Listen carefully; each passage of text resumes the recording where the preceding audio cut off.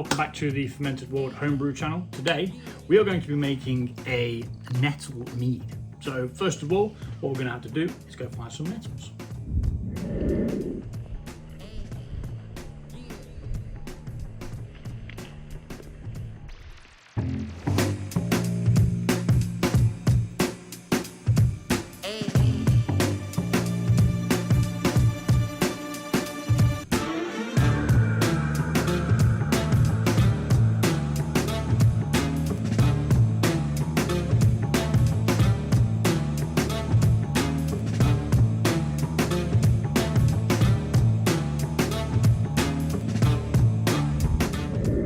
So, now we've got a bag of nettles. That was some video trickery right there. Really sophisticated. Because I'd already recorded me picking the nettles. I didn't think this through, did I? Right, so we've got a third of a bag of nettles here. Now, I wore gloves so that I didn't get stung, clearly. These are called the tenders. These are the new shoots that are coming up. They come up more than once a year, apparently. So I think this is the second time they've come up. And I've been putting this off for so long. And a chap who I follow on Instagram, and he's really clued up with all this foraging stuff. So he was saying that, you know, they're packed with vitamin C and they come up more than once a year. So this is the second time they've come up. And it was kind of inspired. Him doing what he did made me get off my ass and do what I've been meaning to do for a while. So cheers to Tom for that. But yeah, we've got loads of these. There's like I say, we've got about a quarter of a carrier bag. I haven't got anything as sophisticated as a forager's basket. So a plaggy bag will do. First things first, what we're going to do with these is we're going to wash them because they are in a field, and although I did pick the ones that were further away from the edge to try and get away from any dog water, I can't remember what Tom called it, dog sauce or something like that. Go and follow Eat the Country. He's just flipping hilarious, and he's really clued up, and even if you're not into the foraging, it gives you an insight of what you could go and eat and stuff like that.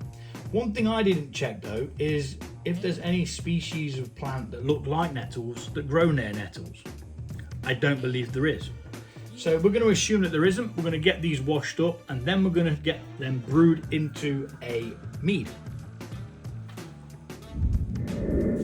So just going to give them a light rinse. We're not going to hard on them because I don't want to beat all the vitamin C or the goodness and the flavour out. Ouch, that actually just stung me through these gloves. God damn. Well, I suppose you play with fire, you get burnt, don't you? So yeah, that's that.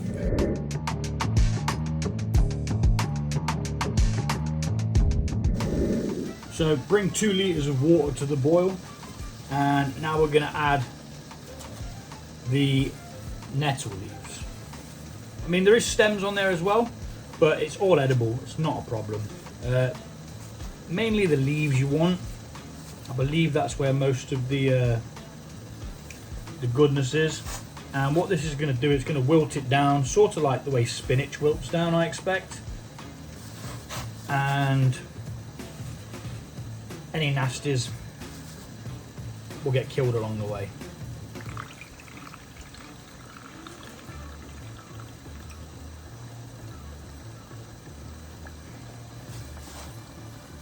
I'm actually going to add that water in there because it has changed colour, therefore it possibly could be harbouring some of the goodness that's come out.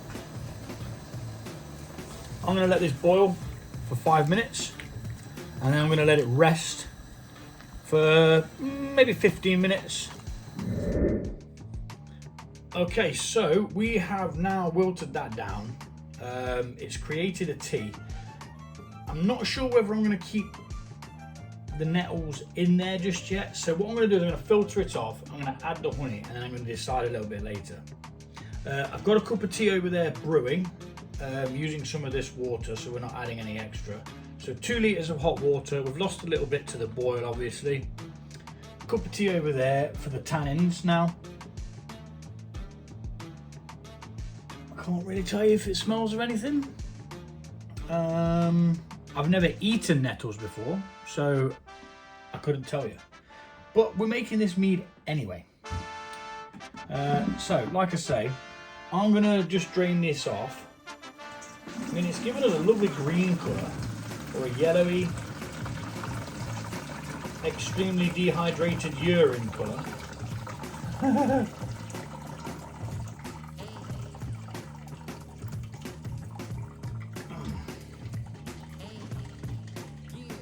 just gonna let that drip through for a short while. Is that still hot? Oh mate, you alright? Cool. And I'm going to have to postpone this video because I need to go, and I didn't realise what time it was.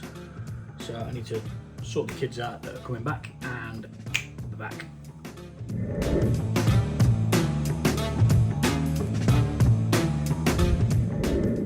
Right, okay, so I'm back. It's been a while. This has had a chance to cool down. Not that I wanted it to. Kind of wanted it to be at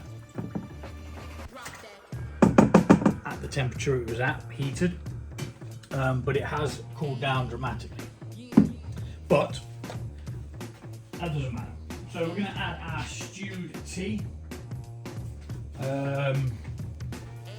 Must have been longer than 10 minutes. We're just going to catch the tea bag there. Do a little bit of a press. I was going to do a big batch of this, but I'm only going to do a small one because I don't know what it's going to taste like, and the smell isn't all that inviting. Obviously, you never know what you're going to get until you've put it together and you've finished the brew. So we're not going to dally about too much with it, but what we are going to do is we're going to get our 2 pots of honey in. And the reason why I'm doing this in a big bucket is so that I can get the flipping nettles out after. But anywho, so we're getting some honey in there, and we'll stop there. Pour the other one in, and we'll take some of this water out. Oh, that's got a cracked piece of something in it. What on earth is going on here?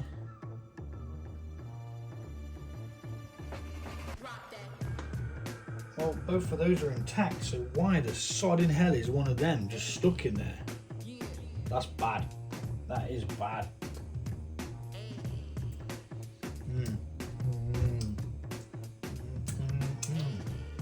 Well, I got it on my fingers, so I am most definitely going to use that. Well. So 1,440 grams of honey is the amount I use. If it all ferments out, it can give us between 13 to 15%, depending on how much we dilute it. Now, I put 2 litres of water in. This will ramp that up to about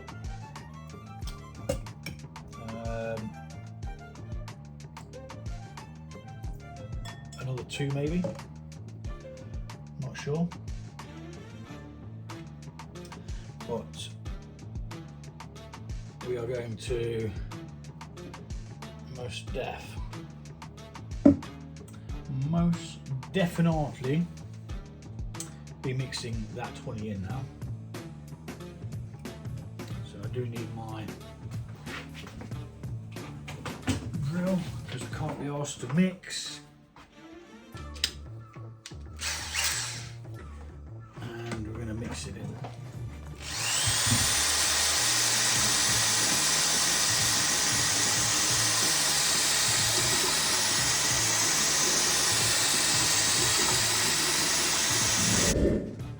just like that. Around there is the mark for the 9.5 litres, so you know, I'm gonna kind of eyeball it with some extra water.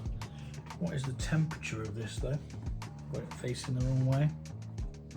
It's currently at 28 degrees, so it does need to come down a little bit, so let's get some colder water. So I've got about 3 litres here, but I'm not going to put it all in because we only want to put it up about halfway, give or take. Probably say that's about right. We'll know more once we've mixed it all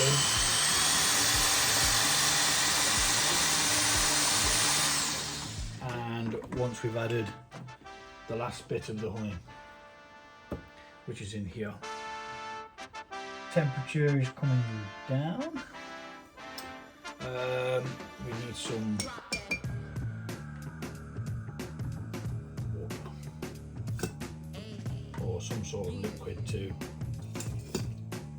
shake it around and get the honey out of these pots. Well, that just fired out there.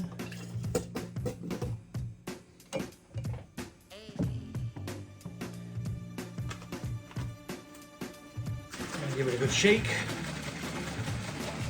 Get all the residual sugar. Normally I'd use a bit of hot water and it just does the job a lot better. Might still use some hot water.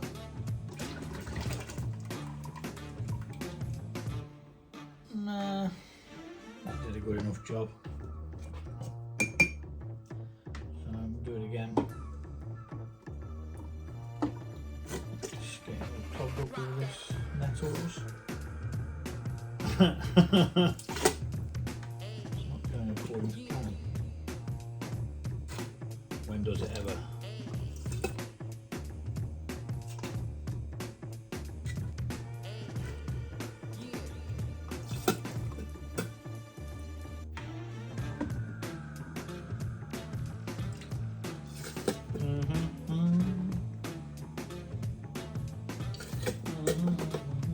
And then next, all it is get this last bit of honey water in there, add some yeast, take a hydrometer reading, cover it up, leave it for about a week, check it, and rack it off the doofer. Let me just go wash my hands. So, we're going to use half a packet of yeast. I mean, it may not even taste like anything. There may not be any outstanding notes of flavour or anything like that. Maybe. About half a packet of yeast. Any more than that, it's just a waste really. As you know from the big batch of mead that I did, which was 23 litres with 1 packet of yeast. So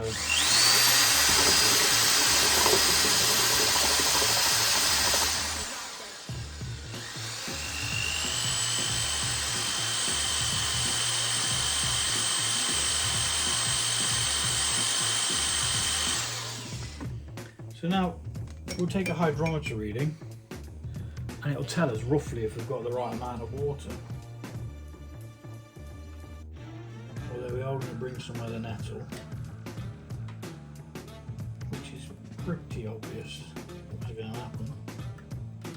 And to be honest, if I haven't mixed it with this flipping power tool, the nettles would probably stay in a bit better place.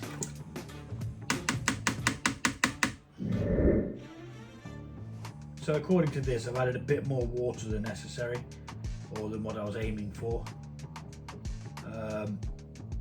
Normally aim for about the 100 mark, but this is giving us a 94, which is not far off the mark really.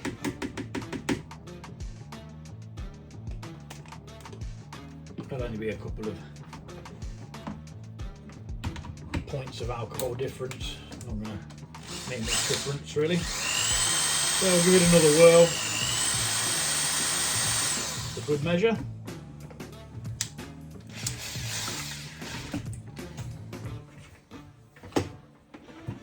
And we're going to make sure we've got all this nettles off this. And hopefully they'll be able to continue giving flavour and nutrients and stuff. And the sting's completely gone. It just looks like spinach now, to be honest. But like I say, I've wanted to try this for ages just because they're abundant. They're something you can get hold of a lot. Can't really smell much coming off it at the moment. Time will tell. So, yeast is in. We've got the nettles in. We've got everything else in. We've got a flipping dog hair. All that's left to do is add an airlock. Write up what it was, or what it is, sorry. With gravity and so on. Close the lid off. You normally have a bit of a paper towel here, yeah. And just dry the lid so that you can write on it. So we know what it is. And we know what the start gravity was. So nettles.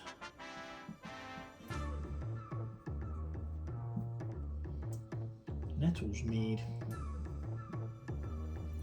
And it started off at 1.0, what did we say? 94. And today's date is the 5th of the 12th, 24. So this won't be ready for bottling for a minimum, I'd say, of 3 weeks. Because, you know, you go through the fermentation, which can take anything from 7 to 10 days to get it all the way gone.